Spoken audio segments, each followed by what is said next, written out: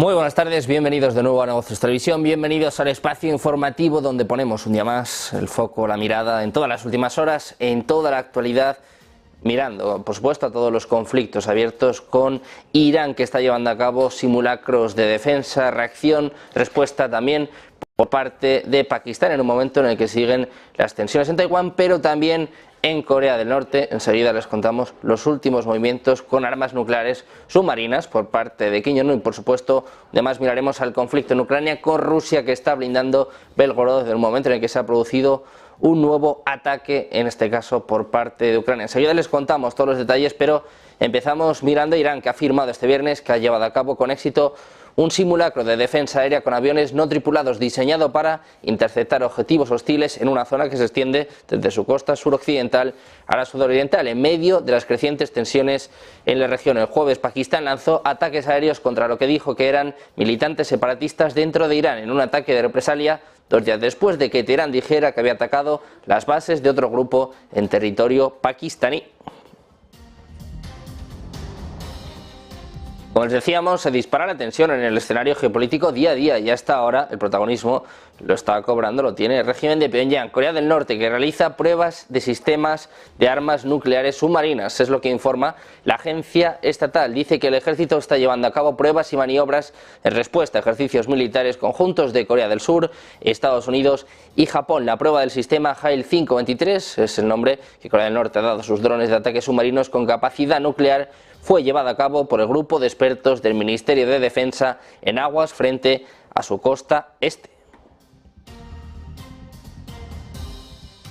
Hablamos también de Alemania, que dice que Vladimir Putin podría declarar la guerra a la OTAN en menos de una década. Es lo que ha advertido de nuevo el ministro de Defensa de Alemania. Boris Pistorius hizo estos comentarios al diario Der Tagesspiegel, el periódico alemán, después de que un alto funcionario de la OTAN advirtiera sobre una guerra total con Rusia, que decía que estallaría dentro de 20 años. Dice Pistorius: escuchamos amenazas del Kremlin casi todos los días, así que tenemos que tener en cuenta que Vladimir Putin podría incluso atacar un país de la OTAN algún día, aunque eso sí matizó que no es probable que se produzca un ataque ruso por ahora, pero añade que sus expertos esperan un periodo de 5 a 8 años en el que esto podría ser posible, curiosamente en la línea de lo que apuntaba esta semana precisamente el diario alemán Bild.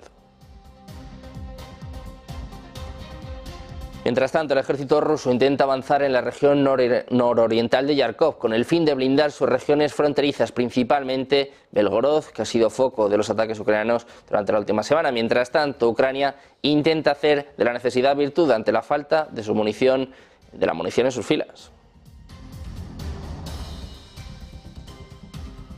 Las tropas rusas, que también avanzan a través de la línea del frente y concentran sus ataques en la región de Lugansk, es lo que está informando la radio Europa Libre, citando un informe del Estado Mayor de Ucrania. Añade que los comandantes rusos tienen la intención de capturar Sinkovka en Yarkov y que están asaltando la aldea sin tener en cuenta las pérdidas.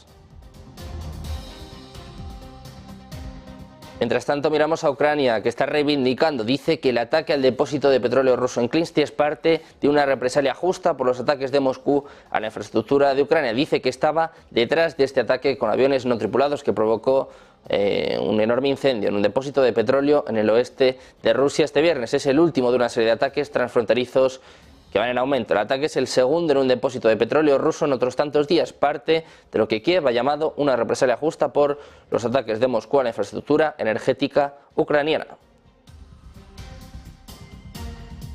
Miramos también a la OTAN, a las palabras del almirante Rob Bauer, que dice que aunque la OTAN y los gobiernos miembros se están preparando para un conflicto con el régimen de Vladimir Putin, los civiles deben darse cuenta de que ellos también tienen un papel que desempeñar, es lo que ha dicho a los periodistas, apuntando a que si estallaba la guerra habría que movilizar a un gran número de civiles y que los gobiernos tendrían que prepararse para saber cómo gestionar ese proceso. El presidente del Comité Militar de la OTAN dijo que tenemos que darnos cuenta de que no es un hecho que estemos en paz y por eso dice que nosotros, las fuerzas de la OTAN, están preparándose para un conflicto con Rusia, pero dice que el debate es mucho más amplio, que también es la base industrial y también las personas las que tienen que entender que van a desempeñan un papel.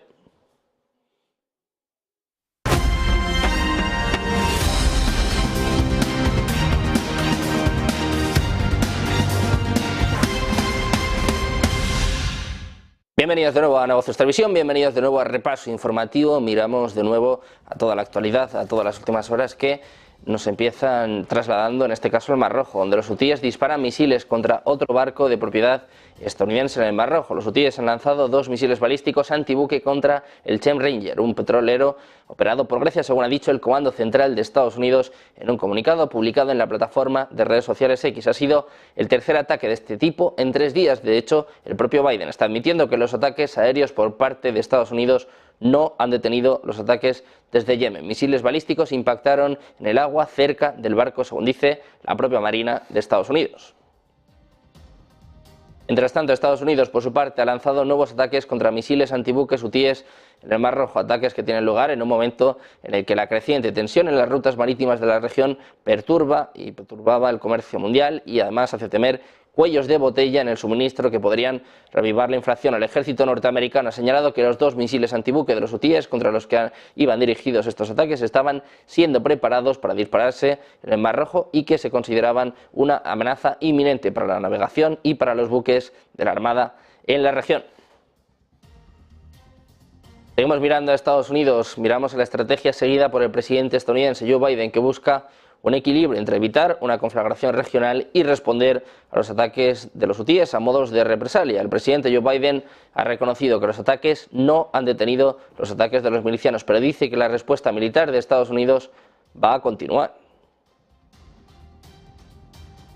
Y miramos también a China, atentos a las palabras que están diciendo y sobre todo a un poco el tono que intenta adoptar, en este caso, con un papel relevante, al menos en el discurso de intenciones con respecto a la escalada de la tensión y belicismo en Oriente Medio y el Mar Rojo. La preocupación ahora gira además en torno al tráfico comercial. El Ministerio de Comercio chino espera la restauración y seguridad de las rutas marítimas en aguas del Mar Rojo.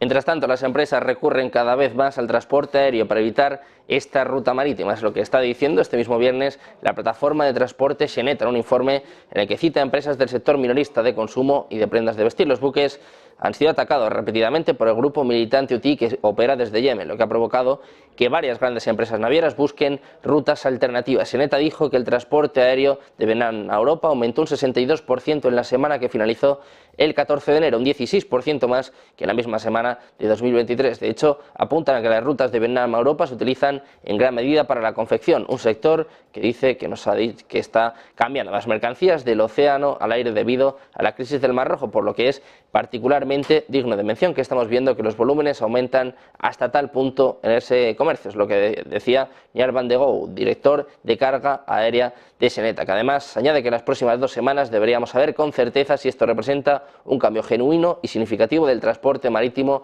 al aéreo debido a la crisis del Mar Rojo.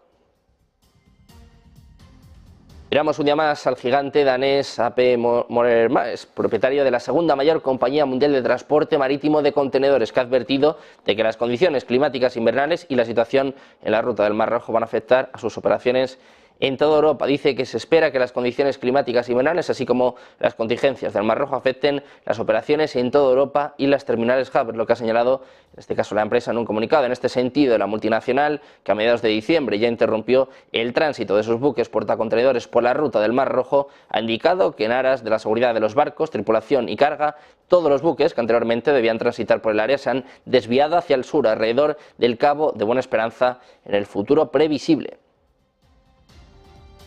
Miramos también a Bélgica, que va a suministrar un barco, una misión de la Unión Europea para proteger a los barcos en el Mar Rojo de los ataques de los rebeldes hutíes respaldados por Irán en Yemen. Es lo que está informando la emisora belga VRT, citando fuentes gubernamentales. Muchos transportistas comerciales, como les contábamos, han desviado buques a otras rutas tras los ataques en el Mar Rojo por parte de los hutíes, que además controlan gran parte de Yemen y dicen que están actuando en solidaridad con los palestinos en medio de la guerra entre Israel y Hamás en la Franja de Gaza. Hablamos también de Irán, que ha afirmado este viernes que ha llevado a cabo con éxito un simulacro de defensa aérea con aviones no tripulados, diseñado para interceptar objetivos hostiles en una zona que se extiende desde su costa suroccidental a la sudoriental, en medio de las crecientes tensiones en la región. El jueves, Pakistán lanzó ataques aéreos contra lo que dijo que eran militantes separatistas dentro de Irán, en un ataque de represalia después de que Teherán dijera que había atacado las bases de otro grupo en territorio pakistaní. Mientras tanto, Pakistán ha convocado este viernes una reunión del Comité de Seguridad Nacional a la que va a asistir también el primer ministro, Anwarul Haque, y el jefe del ejército, Asim Munir, entre otros altos cargos, para revisar la situación de seguridad después de los bombardeos cruzados con Irán que han desatado una crisis diplomática. El primer ministro va a presidir por la tarde esta reunión del Comité de Seguridad Nacional, en la que también participarán el jefe general del ejército y los jefes de la Fuerza Aérea y de la Marina de Pakistán, según están apuntando la agencia EFE, responsables de la oficina del primer ministro. Durante la reunión se va a revisar la situación general de la seguridad después de los ataques aéreos en los últimos días entre Irán y Pakistán, según agregaba este funcionario. Miramos también al presidente de los Estados Unidos, a Joe Biden, que ha asegurado este jueves que los recientes intercambios de ataques entre Irán y Pakistán contra supuestos grupos terroristas demuestran que Teherán no es especialmente querido en esta región. Por otra parte, Estados Unidos ha asegurado que no está en guerra con los rebeldes yemeníes hutíes y que no busca una escalada del conflicto regional, en referencia a los ataques estadounidenses y británicos contra los insurgentes por sus acciones contra buques en el Mar Rojo. Veamos también a la respuesta, a la reacción por parte de Rusia, que ha pedido este viernes moderación y diplomacia, después de que Irán y Pakistán llevaran a cabo esta semana ataques con drones y misiles contra bases militantes en el territorio del otro país. El portavoz del Kremlin, Dmitry Peskov, ha dicho que la escalada era motivo de preocupación y que en parte era consecuencia de la crisis de Gaza. También le han preguntado por la situación entre Irán y Pakistán y dijo que Rusia mantiene contactos con ambas partes a través de canales diplomáticos. Nos fijamos también un día más en Israel, en el ministro de Defensa, Yoav Gallant, que ha dicho, en concreto ayer por la tarde, al secretario de Defensa estadounidense, Lloyd Austin, que Israel está comprometido a continuar la guerra contra Hamás en Gaza hasta que se cumplan sus objetivos de eliminar a este grupo y rescatar a todos los rehenes. Es lo que ha dicho la propia oficina de Gallant en un comunicado. Apuntan a que habría informado a su homólogo estadounidense sobre los avances operativos en la guerra, incluidos los logros en los esfuerzos militares en curso para desmantelar la infraestructura de Hamás y eliminar precisamente a los militantes de Hamás en toda la franja. Los dos también discutieron la necesidad de minimizar las víctimas civiles en la franja de Gaza y al mismo tiempo luchar contra Hamás y sobre todo con aquellos que estén incrustados entre la población civil.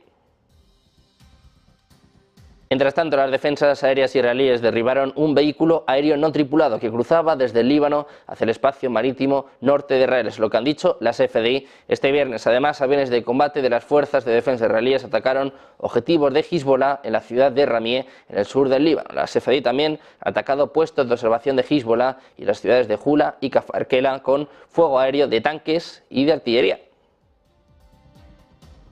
Hablamos de Corea del Norte. Se dispara la tensión en el escenario geopolítico día a día y además en el día de hoy con el protagonismo que está cobrando el régimen de Pyongyang. Corea del Norte está realizando pruebas de sistemas de armas nucleares submarinas, es lo que informa la agencia estatal. Apunta que el ejército está llevando a cabo pruebas y maniobras en respuesta a ejercicios militares conjuntos de Corea del Sur, Estados Unidos y Japón. La prueba del sistema HAIL 523, es el nombre que Corea del Norte ha dado a sus drones de ataque submarinos con capacidad nuclear, fue llevada a cabo por el grupo de expertos del Ministerio de Defensa en aguas frente a su costa este.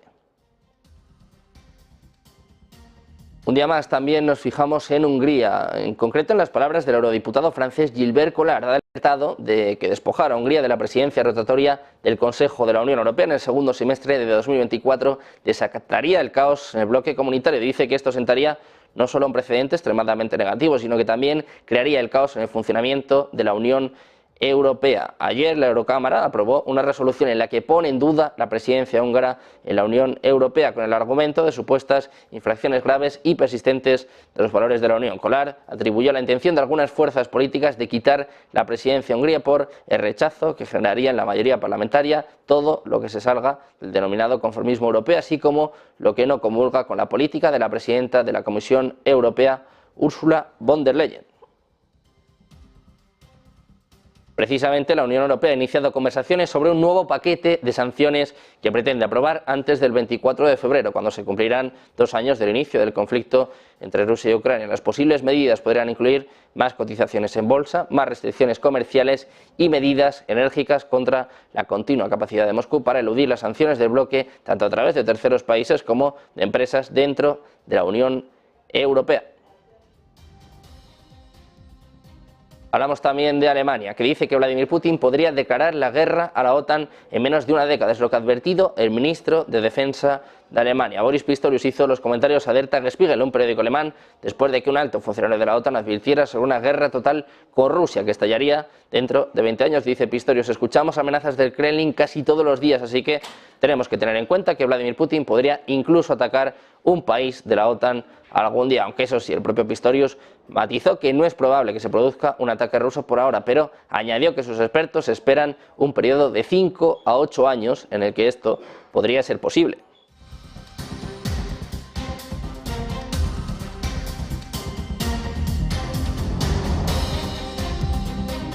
Seguimos pendientes de más noticias, de más actualidad, de más últimas horas, pendientes del conflicto en Ucrania. Hacemos una breve pausa y enseguida actualizamos, enseguida volvemos con toda la información en Negocios Televisión.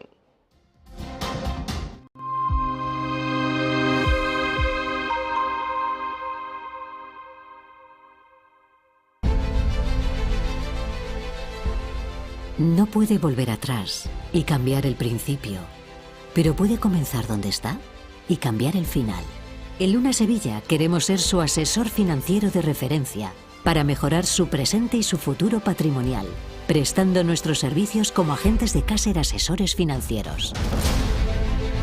Somos una empresa con una clara apuesta por la formación de calidad, la información transparente y objetiva, y por el asesoramiento financiero personalizado y continuado. Visite nuestra web lunasevilla.es o llame a 91 762 3442.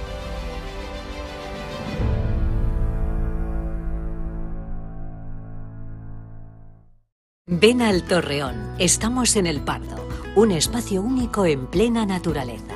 Disfruta de momentos de desconexión mientras saboreas la mejor gastronomía. Disponemos de 7 amplias terrazas y salones para todo tipo de eventos. Degusta nuestros exquisitos platos acompañados de una selecta bodega de vinos. A tu servicio, un gran parking y zona infantil. Abierto los 365 días del año. Cocina ininterrumpida desde las 10 de la mañana hasta las 12 de la noche. Haz tu reserva.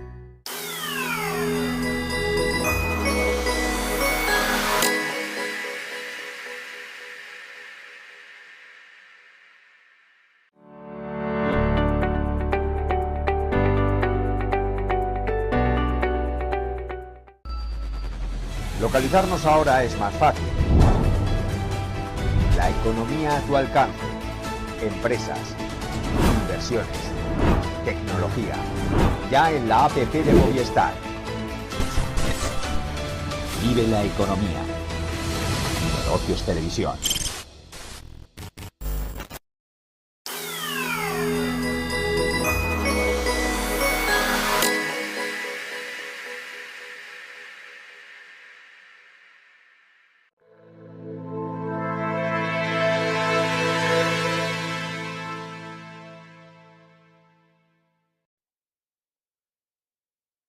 Ya estamos de vuelta en Negocios Televisión, seguimos pendientes de todas las noticias, de toda la actualidad, y en este caso hablamos del secretario general de las Naciones Unidas, de Antonio Guterres, que se va a reunir con el ministro de Exteriores de Rusia, Sergei Lavrov, la semana que viene, durante la visita del mandatario ruso a la sede de la ONU en Nueva York, en Estados Unidos. Así lo ha confirmado este jueves el portavoz de Guterres, Stefan Dujarric, durante una rueda de prensa en la que, sin embargo, no ha aportado más detalles sobre este encuentro y se ha limitado a apuntar que las partes abordarán los asuntos que Lavrov. El ministro de Exteriores ruso va a visitar Nueva York entre el 22 y el 24 de enero para participar en una nueva reunión del Consejo de Seguridad de Naciones Unidas con la situación en la Franja de Gaza como uno de los principales asuntos a tratar. Seguimos mirando a Rusia, y es que el ejército ruso intenta avanzar en la región nororiental de Yarkov con el fin de blindar sus regiones fronterizas, principalmente Belgorod, que ha sido el foco de los ataques por parte de Ucrania las últimas semanas. Por su parte, mientras tanto, Ucrania intenta hacer de la necesidad una virtud ante la falta de munición en sus filas, según está informando la agencia EFE. Mientras tanto, las tropas rusas avanzan a través de la línea del frente y concentran sus ataques en la región de Lugansk, según está informando Radio Europa Libre. Citando un informe del Estado Mayor de Ucrania, añade que los comandantes rusos tienen la intención de capturar Sinkovka en Yarkov y que están asaltando la aldea sin tener en cuenta las pérdidas. Por su parte, Bruselas avisa de que Rusia no pierde el tiempo y que está aumentando su producción militar. La Comisión Europea ha advertido este jueves desde el Foro Económico Mundial de Davos que Rusia no pierde el tiempo y que está aumentando de manera sustancial su producción militar, por lo que la Unión Europea debe hacer más para recuperar la iniciativa y para ir incrementando también sus capacidades militares. Dice en concreto que los rusos no pierden el tiempo, que ahora están aumentando su producción militar de una forma sustancial. Por lo tanto, dice, necesitamos hacer más y recuperar la iniciativa. Es lo que ha reivindicado en una mesa de debate el vicepresidente económico del Ejecutivo Comunitario, Valdis Dombrovskis. Miramos también a Ucrania, y es que Kiev dice que el ataque al depósito de petróleo ruso en Klinsky es parte de una represalia justa por los ataques de Moscú a la infraestructura de Ucrania. Precisamente dice que está detrás de un ataque con aviones no tripulados que provocó un enorme incendio en un depósito de petróleo en el oeste de Rusia este viernes. Es el último de una serie de ataques transfronterizos que van en aumento. El ataque es el segundo en un depósito de petróleo ruso en otros tantos días, parte de lo que Kiev ha llamado una represalia justa, según ellos, por los ataques de Moscú a la infraestructura energética ucraniana. El ataque de este viernes tuvo como objetivo una instalación de almacenamiento de petróleo Rosneft a unos 50 kilómetros de la frontera con Ucrania en la ciudad rusa de Klinsky. Según dicen algunos funcionarios, fue llevado a cabo por la Dirección General de Inteligencia del Ministerio de Defensa de Ucrania, según ha confirmado la agencia France Press. Seguimos mirando a más noticias y seguimos mirando a Ucrania, en concreto al control de Kiev sobre una cabeza de puente sobre el río de Dnipro, que ojo, porque está disminuyendo a medida que los ataques rusos derriban a las tropas, es lo que está informando Financial Times. En concreto, apunta que un soldado de reconocimiento ucraniano está afirmando que están sufriendo numerosas bajas mientras mantienen la posición en la orilla este del río que establecieron en noviembre del año pasado. Se dice que Rusia le supera en número al menos 5-1. Ucrania está aún más paralizada porque no puede transportar armas pesadas a través de este río en las pequeñas embarcaciones que utilizan las tropas para pasar desapercibidas. Por su parte, el jefe de la diplomacia ucraniana ha pedido este viernes a Occidente que haga más para frenar la producción de armas en Rusia. Afirma que el 95% de los componentes extranjeros críticos utilizados en las armas rusas son producidos por empresas occidentales. Dice Kuleva que Occidente debe ponerse serio a la hora de frenar la capacidad de Rusia para producir armas. Es lo que está diciendo en las redes sociales. Aseguró que, según ciertos datos, el 95% de los componentes extranjeros críticos encontradas en las armas rusas destruidas en Ucrania proceden de países occidentales. Actualizamos también el conflicto diplomático entre Rusia y Francia con el embajador francés en Moscú, Pierre Levy, que ha llegado al Ministerio de Asuntos Exteriores ruso. Según ha informado este viernes la agencia de noticias rusa RIA Novosti, según ha replicado la agencia Reuters, el Ministerio de Asuntos Exteriores ruso anunció en la víspera que convocaría al embajador francés por acusaciones de mercenarismo que Francia está negando. El Ministerio de Defensa ruso declaró este miércoles que había matado a más de 60 mercenarios extranjeros, en su mayoría ciudadanos franceses, en Yarkiv, en la mayor ciudad del este de Ucrania. También la Cámara Baja del Parlamento ruso, la Duma estatal, planea preguntar formalmente a la Asamblea Nacional de Francia si tiene conocimiento de que mercenarios franceses han estado luchando en el bando de Ucrania. Es lo que ha dicho este mismo viernes Vyacheslav Volodin, presidente de la Duma, según informa Reuters. Volodin, aliado del presidente Vladimir Putin, hizo estas declaraciones después de que el Ministerio de Defensa ruso dijera este miércoles que sus fuerzas habían matado a más de 60 mercenarios extranjeros, en su mayoría franceses, en un ataque contra Yarkiv. Francia, como sabe, rechazó estas acusaciones, afirmando que estaba ayudando a Ucrania a defender su soberanía, independencia e integridad territorial, pero que no tenía mercenarios en Ucrania, a diferencia de otros.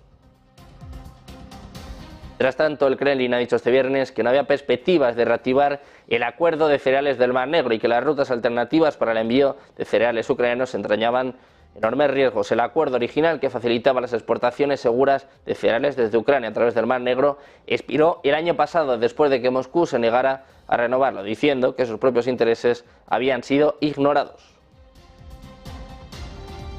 Hablamos también de Bielorrusia, de la nueva doctrina militar que considera el despliegue de armas nucleares en el país como una medida forzosa de disuasión estratégica. Es lo que está informando este viernes la agencia de noticias TASS, citando al Ministerio de Defensa bielorruso, y también una información que está replicando la agencia Reuters. TASS ha dicho que la nueva doctrina militar también describe las acciones que el ejército bielorruso tomaría en caso de cualquier agresión armada contra los aliados de Minsk en la Organización del Tratado de Seguridad Colectiva, que comprende varias repúblicas soviéticas o el Estado de la Unión de Bielorrusia y Rusia. Al mismo tiempo, Minsk se declara dispuesta a reanudar el diálogo con los países de la OTAN siempre que se ponga fin a su retórica agresiva contra Bielorrusia. Esto es lo que estaba informando la agencia TASS. Bielorrusia, estrecho aliado del presidente ruso Vladimir Putin, comparte fronteras con Polonia y Lituania, ambos miembros de la OTAN, así como con Rusia y con Ucrania.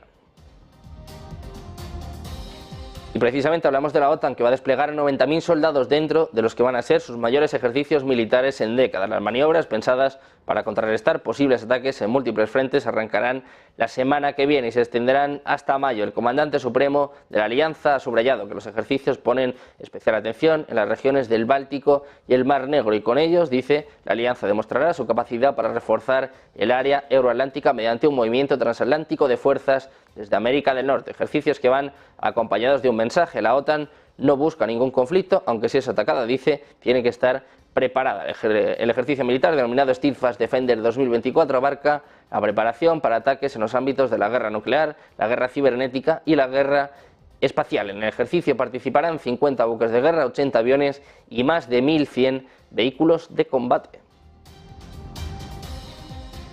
Seguimos hablando de la OTAN, en este caso las palabras del almirante Rob Bauer, que dice que aunque la OTAN y los gobiernos miembros se están preparando para un conflicto con Vladimir Putin, los civiles deben darse cuenta de que ellos también tienen un papel que desempeñar. Ha dicho a los periodistas que si estalla la guerra habría que movilizar a un gran número de civiles y que los gobiernos tendrían que prepararse para saber cómo gestionar ese proceso. El presidente del Comité Militar de la OTAN dice: tenemos que darnos cuenta de que no es un hecho que estemos en paz y es por eso que nosotros, las fuerzas de la OTAN, nos estamos preparando para un conflicto con Rusia. Sin embargo, dice también Bauer que el debate es mucho más amplio, que también es la base industrial y también las personas las que tienen que entender que desempeñan un papel. Precisamente Bauer advirtiendo sobre una guerra total con Rusia en los próximos 20 años.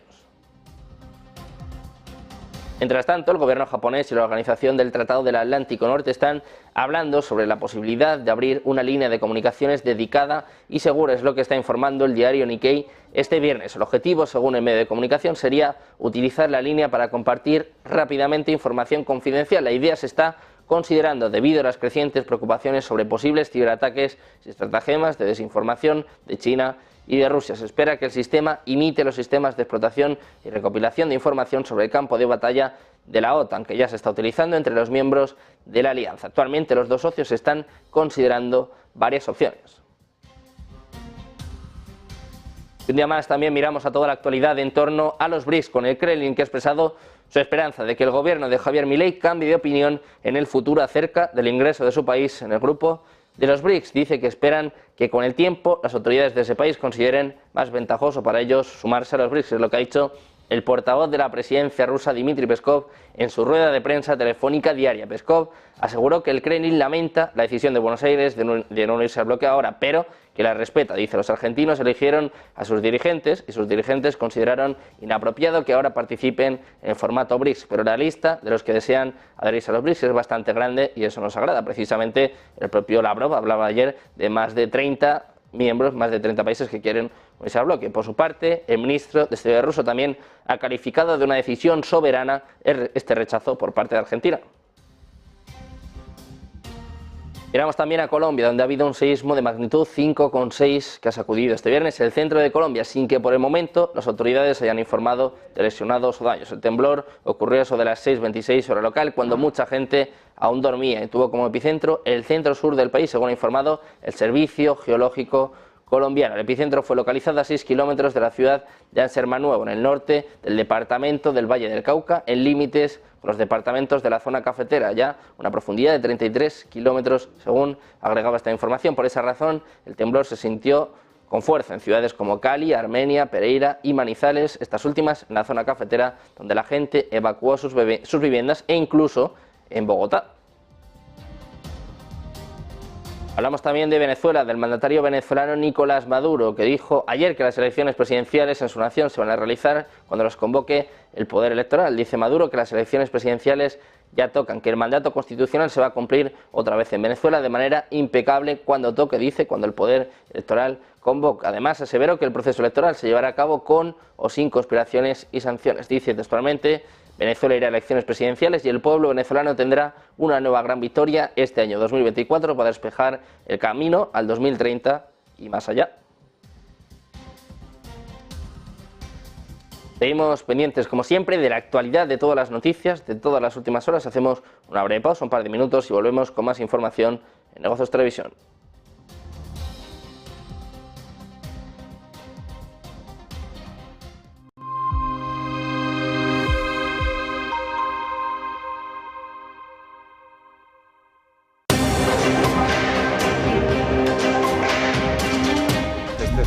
Ya digital de la nueva era, que vamos a hablar de la destrucción creativa del capitalismo.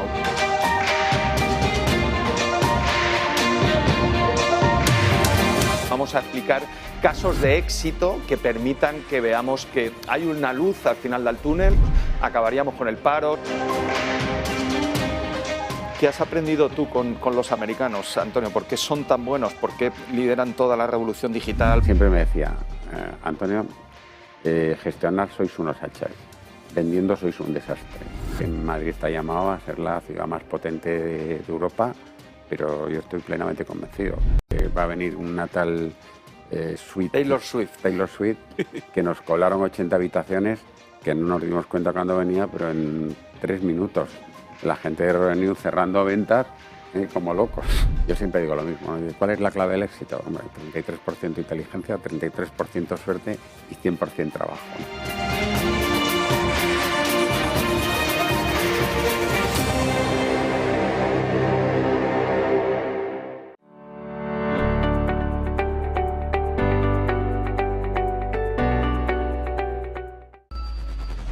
¿no? Localizarnos ahora es más fácil. La economía a tu alcance. Empresas, inversiones, tecnología. Ya en la APP de Movistar. Vive la economía. Negocios Televisión.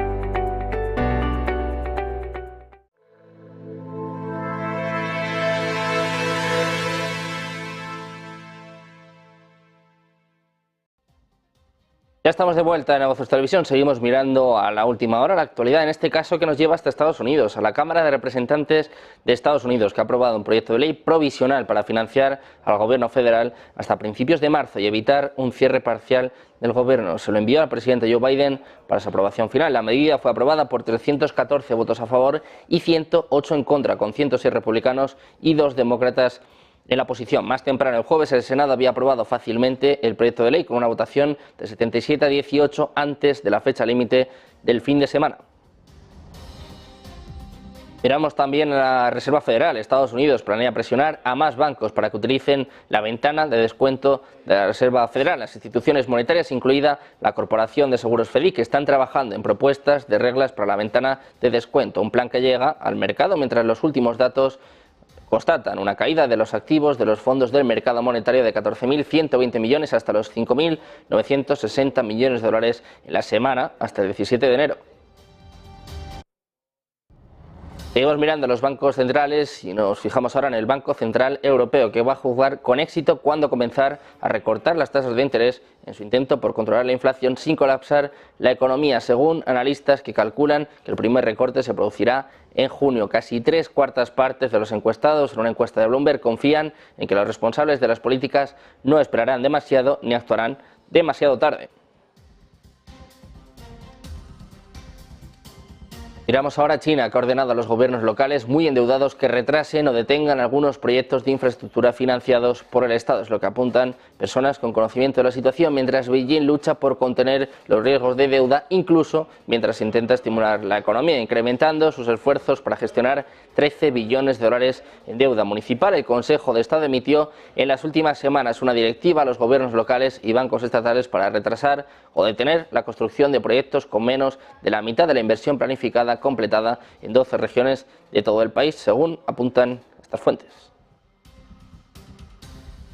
Hablamos también de Japón. La tercera economía más grande del mundo vio como la tasa de inflación general alcanzó su nivel más bajo desde junio de 2022, enfriándose hasta el 2,6% desde el 2,8% de noviembre. La tasa de inflación básica de Japón, que excluye los precios de los alimentos frescos, también cayó al 2,3% desde el 2,5% de noviembre. El Banco de Japón inicia su reunión de política monetaria de 2 días el 22 de enero y anunciará su decisión al día siguiente. Estamos a poco menos de una hora para que abra la sesión de Wall Street, pero nos fijamos también en lo que sucedió ayer, una sesión que estuvo impulsada por los tecnológicos que han llevado al Nasdaq a rozar los 17.000 puntos. Los fabricantes de chips se veían impulsados por las buenas previsiones de Taiwan Semiconductors, que en sus acciones en Wall Street subían un 10% y producían un efecto contagio. Por ejemplo, Nvidia subió un 1,9% hasta un máximo histórico y fue la empresa más negociada en Wall Street con casi 28.000 millones de dólares en acciones intercambiadas. AMD también subió un 1,6% y marcó un máximo histórico. Broadcom, Qualcomm y Marvell Technology también subieron más del 3% cada uno. Para que se hagan una idea, el índice de semiconductores Filadelfia subió un 3,4% y se acercó a su máximo histórico en diciembre de 2023. En cuanto a los datos, las peticiones semanales de desempleo en Estados Unidos cayeron a mínimos de septiembre de 2022. Se han ubicado en 187.000 frente a las 207.000 que esperaba el consenso. Miramos también a empresas, hablamos ahora de Meta. Mark Zuckerberg, el CEO de Meta, ha vuelto a incidir en su apuesta por la inteligencia artificial, que va a suponer una inversión en la infraestructura informática. Según ha publicado en Instagram, Meta está gastando miles de millones de dólares en chips de computadora populares de Nvidia, que están en el centro de la investigación y los proyectos de inteligencia artificial. Zuckerberg dijo que la hoja de ruta futura de la compañía para la IA requiere que construya una infraestructura informática masiva. Para finales de 2024, Zuckerberg ha señalado que la infraestructura incluirá 350.000 tarjetas gráficas H100 de Nvidia. Según cálculos de la CNBC, esto sugiere que la compañía está gastando miles de millones de dólares en los chips líderes de Nvidia, que pueden costar más de 40.000 dólares en eBay debido a la gran demanda. Hablamos también de Boeing, y es que un Boeing 747-8 de Al-Laser ha abierto en este caso un nuevo problema para la compañía. El avión de carga se vio obligado a realizar un aterrizaje de emergencia en el aeropuerto internacional de Miami después de experimentar un mal funcionamiento del motor poco después de la salida. La tripulación siguió todos los procedimientos estándar y regresó sana y salva a Mía, según dice Al-Laser en un comunicado, añadiendo que llevaría a cabo una inspección para determinar la causa del incidente que ocurrió a última hora de este jueves. Vídeos no verificados en la plataforma de redes sociales X mostraban llamas saliendo del ala izquierda del avión mientras estaba en vuelo. Reuters, por el momento, no pudo verificar la autenticidad de estos vídeos. Nos fijamos también en las acciones de iRobot, que se desplomaron durante las horas previas a la comercialización del viernes por temor a que la Comisión Europea pueda bloquear la oferta de adquisición de Amazon por 1.700 millones de dólares. Personas familiarizadas con el asunto informaron a The Wall Street Journal que el 18 de enero funcionarios de la Comisión Europea dijeron a los representantes de Amazon que es probable que se rechace la propuesta de comprar iRobot. El año pasado la Comisión Europea lanzó una investigación en profundidad sobre la oferta de Amazon para comprar la empresa con sede en Massachusetts, alegando que la posible fusión podría sofocar la competencia. Es decir, Amazon no cumplió con el plazo de la semana pasada para presentar las llamadas soluciones para abordar las preocupaciones de la Unión Europea sobre la posible oferta de compra de 1.700 millones de dólares. Miramos también a las criptomonedas. Hablamos del director ejecutivo de Grayscale Investment, de Michael Sonnenschein, que ha dicho a la CNBC que la mayoría de los 11 ETFs cotizados en bolsa de Bitcoin no van a sobrevivir, al tiempo que defiende las tarifas más altas del mercado para el producto propio de la empresa. En concreto, el ETF Grayscale Bitcoin Trust es el más grande del mundo, con más de 25.000 millones de dólares en activos bajo administración. Sonnenschein expuso varias razones por las que cobra esa tarifa, incluido el hecho de que es el fondo de bitcoins más grande, que tiene un historial de 10 años de operar con éxito y que tiene una base de inversores diversificada. Dice que los inversores están sopesando muchos aspectos como la liquidez y el historial y quién es el emisor real detrás del producto. Dice que Grayscale es un especialista en cripto y que realmente allana el camino para que muchos de estos productos salgan adelante. Es lo que decía en una entrevista precisamente en el Foro Económico Mundial de Davos. Miramos también a Binance, que se va a enfrentar a la Comisión de Bolsa y Valores de Estados Unidos en un tribunal de Washington este viernes, marcando la segunda audiencia de alto perfil esta semana, que involucra al regulador y un importante intercambio de criptomonedas. El mayor intercambio de criptomonedas del mundo instará a un juez federal a desestimar una demanda que la SEC presentó en su contra en junio. El regulador acusó a Binance, a su director ejecutivo y fundador, Changpeng Zhao, y también al operador de Binance, en este caso, de inflar artificialmente sus volúmenes de operaciones, desviar fondos de los clientes, no restringir el acceso de los clientes estadounidenses a su plataforma y engañar a los inversores sobre sus controles de vigilancia del mercado. Binance también fue acusado de facilitar el comercio de varios tokens criptográficos que la SEC consideraba valores. Pendientes de más noticias, de más actualidad, pendientes también de más análisis en un momento en el que enfrentamos en menos de una hora ya la última sesión de la semana en Wall Street. Hacemos una pausa y miramos a mercados europeos, miramos a los datos más importantes de esta semana en Negocios Televisión.